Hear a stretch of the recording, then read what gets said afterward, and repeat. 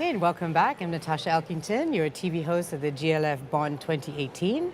And with me, I am very excited to introduce Janene Yazzie, who's a human rights and indigenous advocate. And you also have a long title, which I'll explain. She's also the Sustainable Development Program Coordinator for the International Indian Treaty Council, ITTC, and the co-convener of the Indigenous People Major Group of the High-Level Political Forum of the SDGs. Did I get that right? Yes. Thank you.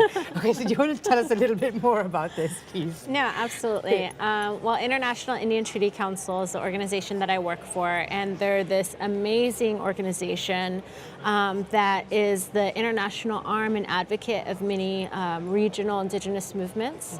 And so a lot of the founders and the current board members of this organization were actually some of the key members that helped draft the UN Declaration of the Rights of Indigenous Peoples.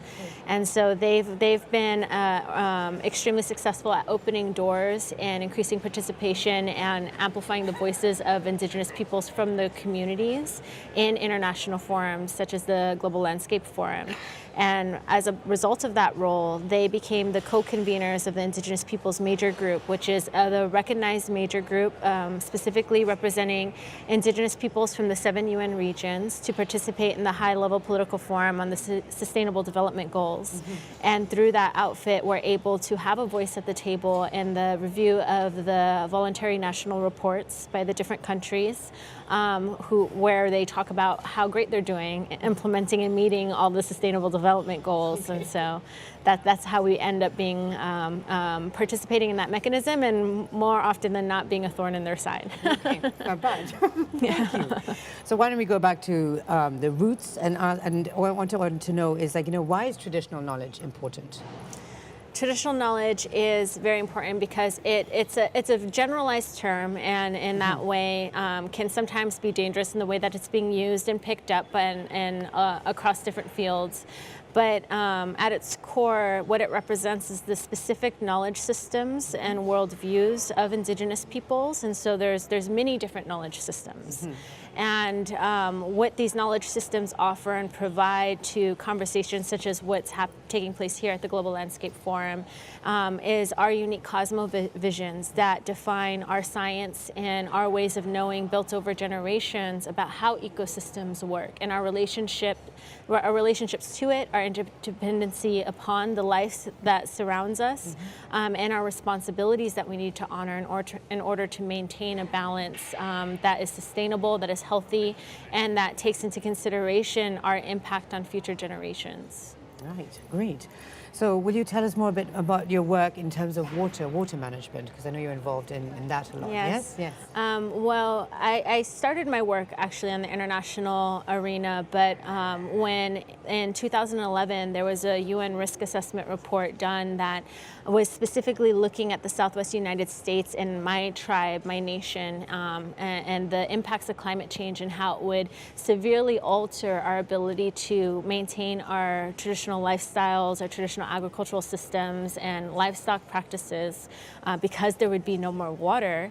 I moved home and started to work very hard at addressing this issue with people on the ground, and through that opportunity was able to work with many different stakeholders to co-found what we ended up calling the Little Colorado River Watershed Chapters Association. We seem to be a fan of big names. But this water association was named after the major river source for our region.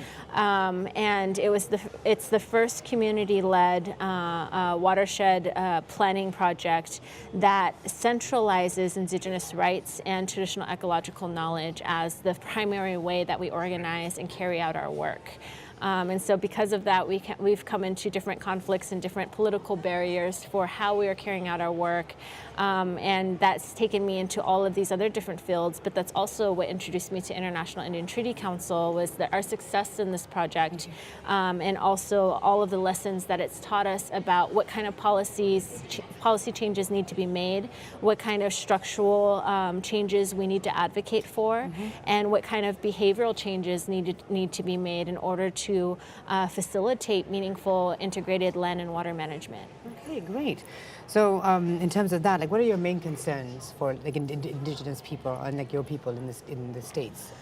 What are the main challenges that you're facing at the moment? Well, I mean, there's a lot. Yes. There's a lot of challenges, Yes. but at its core, and one of the things we've been consistent in representing here at the Global Landscape Forum is the violations of our rights, the ongoing violations of our rights. And so for us, one of our major challenges and opportunities is advocating for the use of a rights-based framework as the foundation by which we look at how do we promote meaningful land and water management. And you know, the challenges in doing that are also present and multifaceted. But I think the largest thing is just the lack of visibility of indigenous peoples and an understanding of our histories of colonization and the legacies that we still deal with that keep us from coming and developing the common language necessary to communicate across these different sectors and silos, that when we fight for indigenous rights and when we honor and uphold them, we're fighting for human rights. We're fighting for the rights of local communities. We're fighting for the rights of women. We're fighting for the rights of our LGBTQ relatives. We're fighting for the rights of all marginalized people. And I think you know, when we're able to break past these walls and these things that keep us from finding that common language, it becomes more apparent the ways that we can build a common understanding to nurture meaningful partnerships and collaboration. And you know, that's going to be the challenge that we keep trying to address and chipping away at so that we can be successful in this work. Yes, I agree. Wonderful. So we'll just end with, like, you know, so why is being here at the GLF important with your cause? Well, the GLF is actually one of my favorite international forums. You know, you get conference fatigue, like coming to a lot of these things, and sometimes even though there's like great energy and a lot of great participation and people doing amazing presentations on the work that they're doing, sometimes you feel like you didn't really get anything tangible out of it. But what I love about the Global Landscape Forum is that it's still kind of in its infancy, and it's not only invited indigenous peoples to be present in these spaces, but to be on equal footing with everyone else that we've often struggled with in these existing power dynamics, because everyone here is committed to finding and developing those shared spaces for those shared solutions.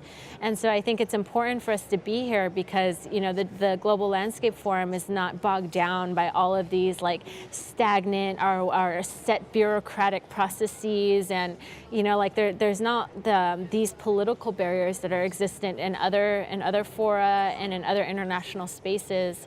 And so the potential here to co-create something that could transcend the barriers and the challenges that are created by those other spaces is so immense.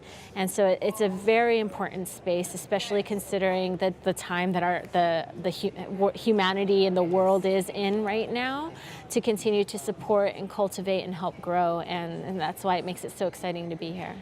Great. Thank you for joining us and sharing some of your time and wisdom with us. And I wish you all the best. And yeah, you're my last interview, so thanks a lot. Thank you so much. Thank you. Thank you.